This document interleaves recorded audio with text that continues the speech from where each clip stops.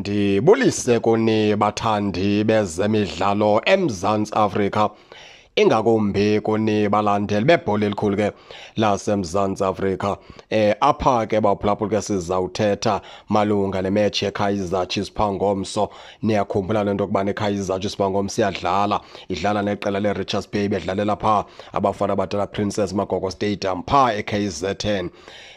Baphulaphula ke maske singene qabaqaba nje ngeKaizer Chiefs namalungiselelo nokuya kulamdlalo.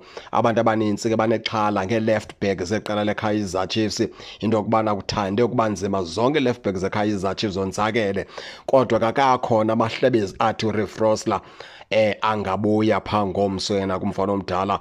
Siyayazi ukubana kuRefrosler akawo left back, i-right back, kodwa ke ngomnye weplayers ezikwazi ukuyidlala la left back xa kunyanzelekile okanye iKaizer Chiefs inganayo i-left back. Singene ke apha ngokwasemdlalweni ngoba iKaizer Chiefs kuyanyanzeleka into yokubana phaa ngomso bamfumana u-3 points, bahambe kakuhle abafana abadala, bangajiki okanye bangawi endleleni, ngoba xa benowina nakusasa baphinde bawina nayimatch ezayo, noko loo nto iza kubabeka endaweni ebanzi apha kwilokhe lapha eMzantsi Afrika.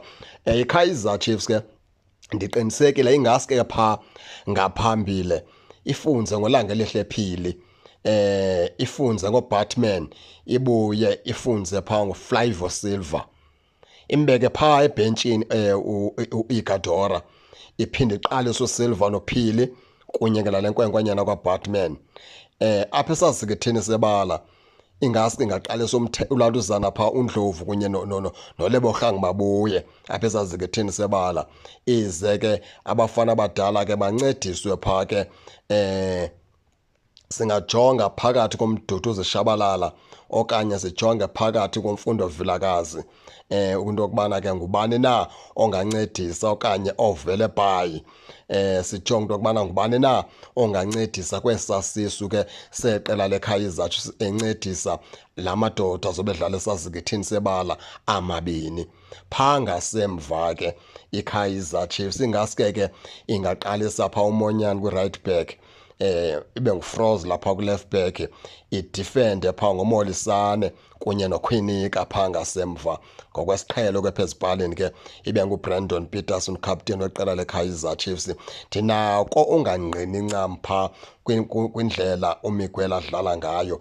Andide ndibe nabo ubungqina bawuphulaphula, ndide ndibe nabo ubungqina ncakasana ngendlela uMiguel adlala ngayo phaa kula position ye-centre back phaa kwiqela leKaizer Chiefs. Yiyo loo nto ndirhalela kuke kujongwe phakathi koKwinika noMolisane ukubana xa benodityaniswa yintoni na engaphumi. Okwangoku uDotli angakabikho fithi, ize ke ngoku uRashid Dotli xa fithi ke ndiqinisekile mhlawumbi ke naye aphinda athestwe phaa noMolisane, badifende bobabini, kujongwe into yokubana ke ingabo abanokwazi uba bahlangane bobabini okanye athestwe phaa noKwinika.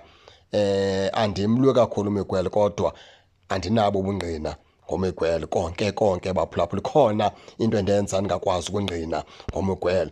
Ndifuna ke sike sixoxeni ke baphulaphula ngeKaizer Chiefs malunga nale match bazoyidlala phaa ngomso.